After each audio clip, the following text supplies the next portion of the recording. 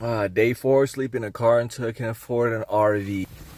I'm currently in Colorado. It's a beautiful day. Another gas station trip. I'm brushing my teeth.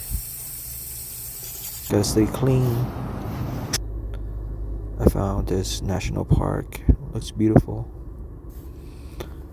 My lips chapped. It's 36 Fahrenheit outside. Back on the road. Thunder River Market. I found this market in Colorado.